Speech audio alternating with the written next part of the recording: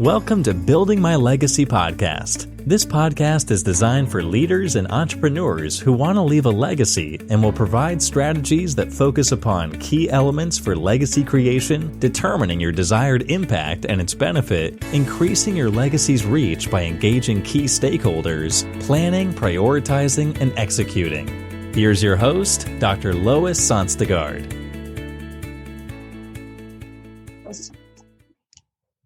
Welcome, everybody, to today's Building My Legacy podcast. I have with me today Gabrielle Matthews. She is a coach who really looks at how do you develop your purpose, your meaning, so that you can do and be who it is that you want to be as you conduct your life, as you do your business, as you dream and look at what your future is going to be.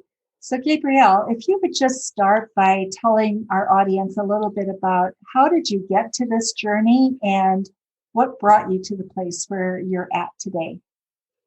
Absolutely. That's a great question. I think I'd be remiss if I did not say that life brought me to this journey. I definitely think it is my purpose and my destiny to be a life coach for other young women, such as myself. Young professional women and ambitious women and talented women and creative women that are also leaders in their own right, and who want to be able to use this gift and use their passions and their strengths and their talents for the greater good and to ultimately impact themselves and to ultimately impact their communities and their family to come. So I would definitely say, in hindsight, looking back at it, I think this was meant for me. I never really knew what I wanted to do. I went to college, I went to high school, I did the whole shebang, but nothing ever really fit and made me feel like I was doing what I was meant to do on this earth, because that was what was important to me, doing what I am meant to do. And so I think through life, like I say, a lot of struggles, ups and downs, and life lessons. I'm definitely somebody who learns from my mistakes and my struggles and what I go through. And I think that's supposed to happen, right? Good and bad things happen to us, and the bad doesn't have to affect the good. It's just a matter of what we learn and what we take and the wisdom that we get from that. And so I will definitely say the struggles that I have been through, I've taken as much as I can from those things and I've applied them to my life and let those things help me develop into the person that I want to, instead of rejecting those things. And so, yeah, I think ultimately my life led me to this, and it's beautiful and it's amazing. I love it because it is me completely and totally. It is me using all of my gifts, my strengths. It's my passion. It's what I love to do. And so I think this is exactly where I'm supposed to be, for sure. And I'm excited about it. So for you, you do a lot of work on helping people find their purpose, their why. Why do they do what they do? So tell me, how do you go about doing that? And why do you start with purpose and why? Yeah, so it's funny because in normal conversations, it really feels like I'm prying. Like if I am not with a client and I am talking to a stranger or just one of my personal relationships, it feels like I'm prying and I'm trying to dig and get something out of somebody.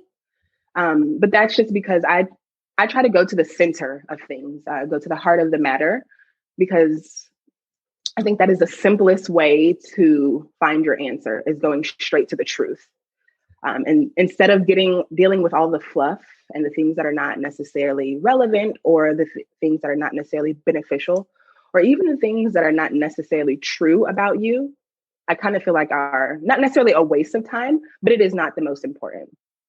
So purpose is not necessarily the first thing that I go to with my client. We start at mindset first to see, what even do you think about yourself and what even do you think about your life? Because I know that that's where a lot of that's our brain, and that is where our hard drive is, and that's where we make most of our decisions. So I start with the mind and then I go to the heart. And I think it's supposed, like 1 + 1 = 2. So I start with the mind and I go to the heart, because when those two things are in tandem and when those two things are aligned, it is a lot easier and a lot simpler to have success.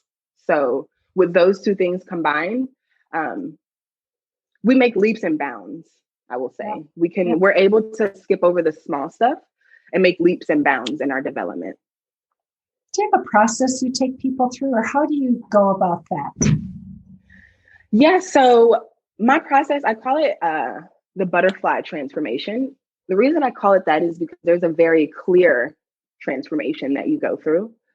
And so the caterpillar stage, like I like to call it, is the mindset part. And we're figuring out who you are now and who do you want to be. We go straight to the source and we figure out what are these negative thoughts, behaviors, and beliefs that you tell yourself or that you have right now that is holding you back from achieving the things that you want to achieve.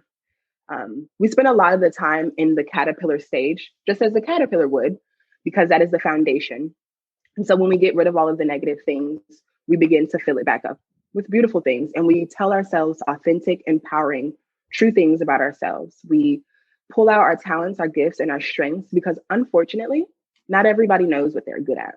Not everybody knows what they love. Not everybody knows what sets their heart on fire. So then we get to that part and we figure out, what is it that you love to do so much? And a lot of times they get to things that they never would have expected. I didn't know that that was my passion. Well, then we go to the chrysalis phase, which is where we do a lot of the work. And we're now translating these strengths and these talents into a potential business. How can this talent and this gift and this passion that you have, how can this positively impact your community? How can it serve your community? How can it help you lead yourself? And how can it help you lead your community, right?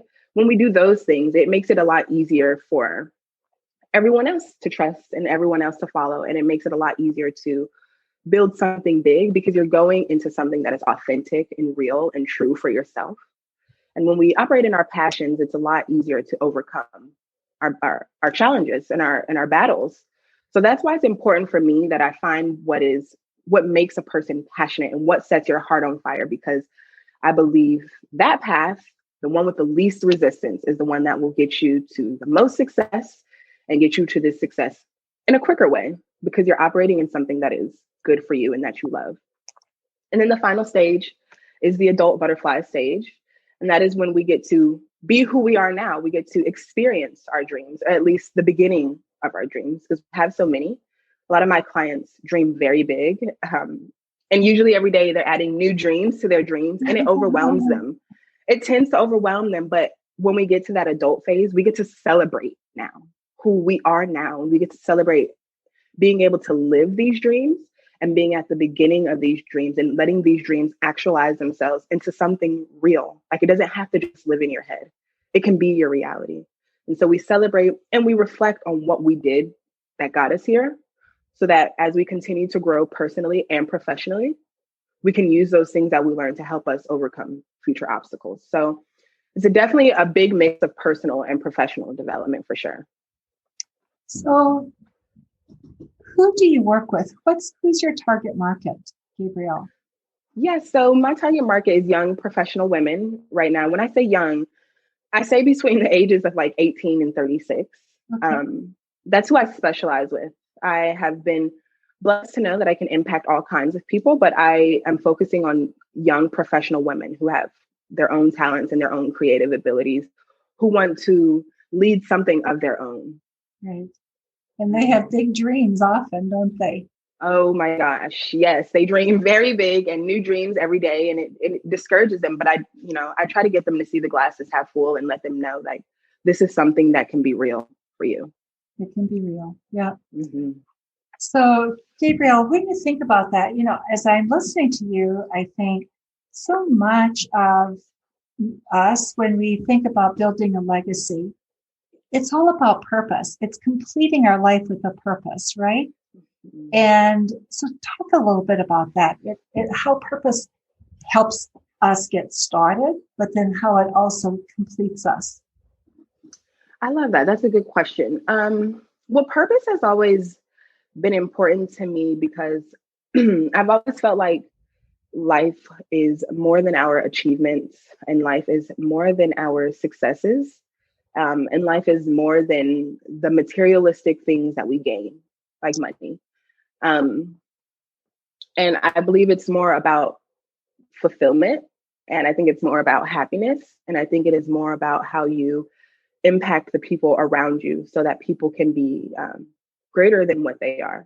I believe that when people operate in those things, they have their life is more full. And if you want me to be really honest as to one of the things that made me had a really big interest in purpose was a couple of years ago, a childhood hero, Robin Williams, took his life. And the whole world was mourning for him. And I was so shocked. Obviously, we don't know what goes on in people's lives, but I was like, how can a person who has made it to be so successful and so well known and to have so much material wealth and success, how can they take their own life? I thought that that's what life was about your success and getting to where people say you're supposed to be. But that's what made me realize that life is not at all about that. Life is about what your life is about. And so I wondered, like, maybe somewhere in his life, he didn't feel fulfilled, or he didn't feel like he was walking in his purpose. I obviously don't know, but that definitely took me down a path of like, okay, life is so much more than wealth and material gain. It really is about being who you are truly, and doing what you truly want. And I think that makes it hard for people when their parents make them do this and do this and do this.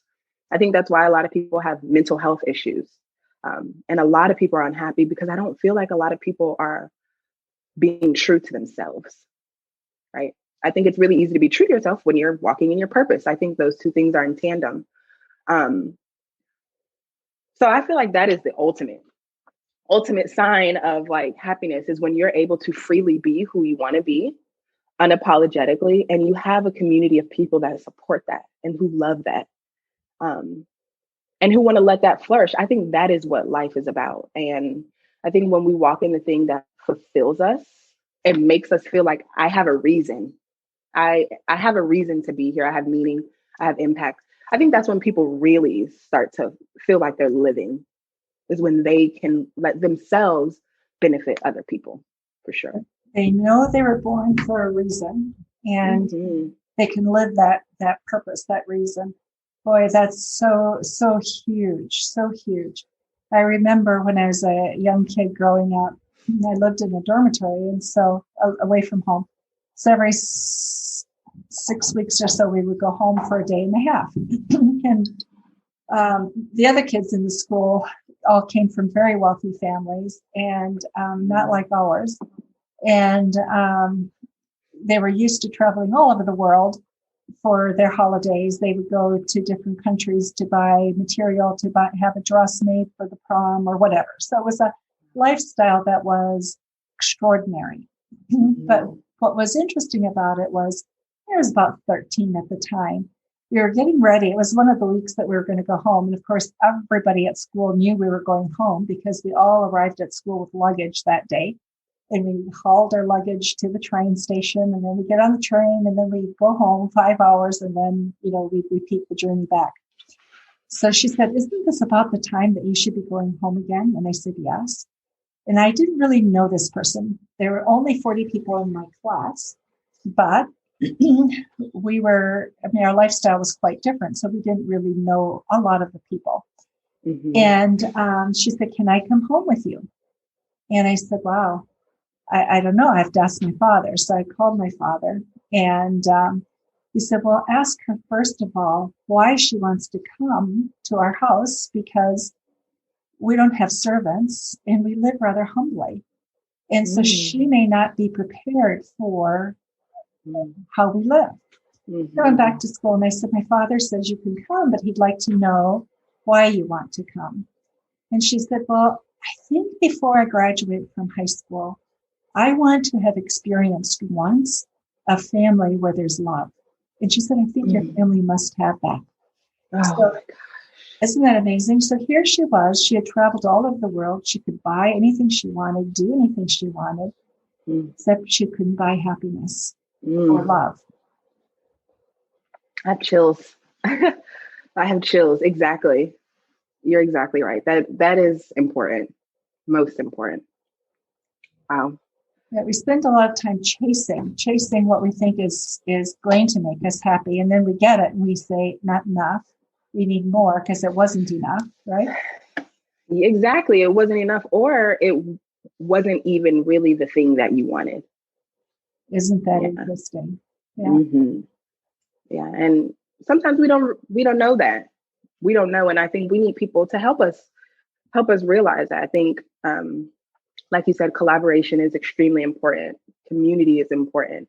People around you are important to help you in so many ways, not just externally, but internally, help you with your characteristics and help you with your personal development and help you realize things that you don't realize about yourself. So, wow.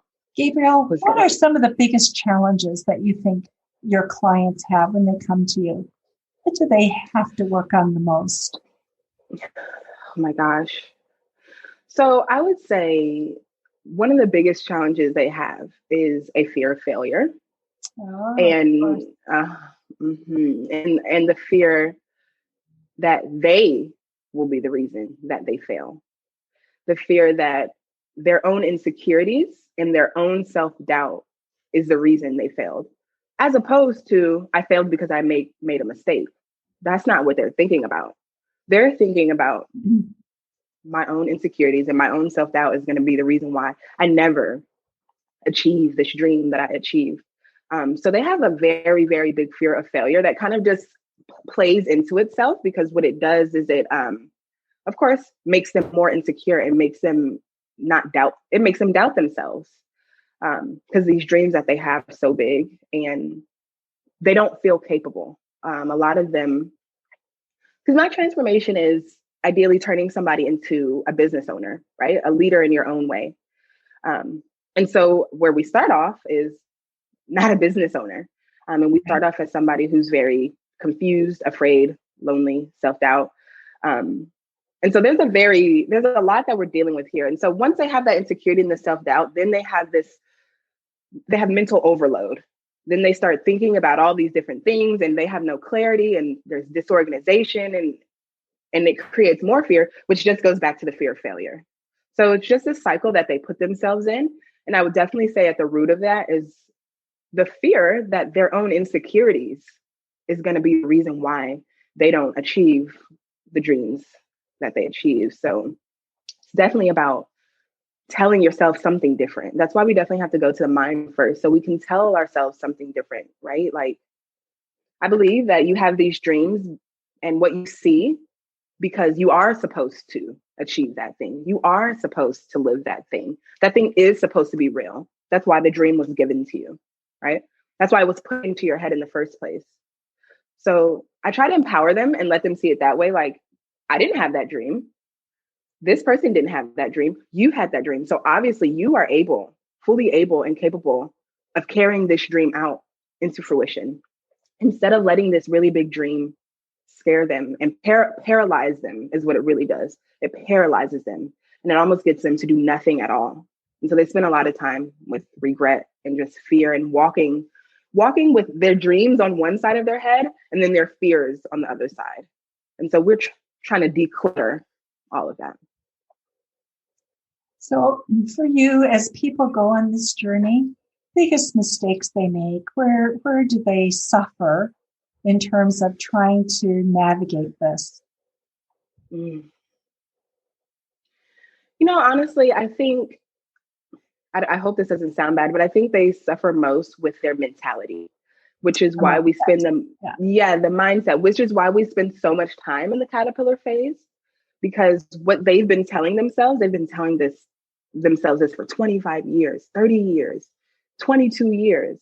And so it almost doesn't matter what new empowering thing they find out about themselves, because they go right back to what they've been telling themselves for 27 years. And so I definitely think that mental trap is the biggest thing that they deal with. Once they're out of that mental trap, it is like a rocket takes off. They have so much momentum. Once they are empowered and we get to the chrysalis phase, once they are empowered and they realize that what they have can actually be turned into something big and impactful, it's a 180. It really is a 180 from the person that I start with. And when we get into the middle, into that chrysalis phase, it's a 180 because they now believe they believe something different about themselves. So I definitely would say the mindset is definitely the biggest thing for them. You know, isn't that so true? It's what we put, those messages, those stories we put in our brain. Oh, yes. Sometimes it's a small story that somebody said, and for whatever reason, it grew and grew and grew. Yeah, and it's so interesting to me why those big stories, the good stories, never grow as good as the bad stories. Like, why? I just never understand why we can't be completely and totally empowered by the great things that we do instead of like completely and totally knocked down by the mistakes that we make. It's like, it makes me think of the person, like you can tell somebody yes a million times. As soon as you say no, they'll remember the time that you said no, right? Or you can tell them no a million times, but as soon as you say yes, they'll remember the time that, they'll remember the time that you say yes. So it's just interesting to me that those positive things don't have a big enough effect on us. You can never say things enough to people. And it was interesting because I was in Hong Kong and doing some work, and one of my distributors, his manager in Hong Kong, was taking on some responsibility for me. And so I thanked her. She would do something, I'd thank her again, and she'd do something, I'd thank her again. She'd say, "Why do you thank me?" And I said, "Because I'm grateful for what you do." She said, "You don't have to thank me. This is my job. I'm supposed to do this." And I said, "I understand it's your job, and I am still very grateful that you do it so willingly and so beautifully." And it was, so I think sometimes we don't want to let in those messages because of what we think is appropriate or not appropriate, right? So it's at so many levels, Gabrielle, that we have to do reorganizing of that brain, reframing of that brain to make it be who we need it to be. Yes, absolutely. To let the truth reveal itself, to let the truth about you reveal itself. Gabrielle, we have been talking for 25 minutes and our time's almost up. Just want to ask, is there something we have left out, something you're passionate about that we should make sure we cover? What might that be? Well, I just want to remind the listeners, I kind of already hit on this, but I want to remind them that if you can see it in your head, you can hold it in your hand. Oh, beautiful. Yeah, I want them to know that your dreams are given to you for a reason. Don't let them go to the grave with you. Don't let your dreams die with you. This is your chance. This is your chance to live your dream, and your dream is beautiful. Your dream is worth it. Just say yes to yourself and say yes to the process. And know that you can have great success. I don't believe anybody's life has to be anything less than great. And your life can be great too. I know you're looking left and you're looking right at people who have greatness and you're wondering why you don't have it. And I'm telling you, your life can be great. And the simplest way to get there is through your talents, your gifts, and your passions. So think about what sets your heart on fire. Think about what truly sets your heart on fire, and you can begin living the life that you see yourself living. That's beautiful. Gabrielle, thank you so much for being with us. And for those of you who are with us, we will have information about Gabrielle in our show notes so you can get in contact with her. And if you need some additional help getting in contact with her, just let us know. We'll be glad to make that connection for you. And please remember to visit us at www.buildtomorrow.com and all of our social media channels, YouTube, Facebook, LinkedIn at buildtomorrow.com. Thank you so much for listening to Building My Legacy podcast. And Gabrielle, thank you for your time today. You're welcome. Thank you so much. It was an honor. Thank you so much, Lois. You've been listening to Building My Legacy podcast with Dr. Lois Sonstegard. To book your appointment with Dr. Sonstegard, visit www.buildtomorrow.com.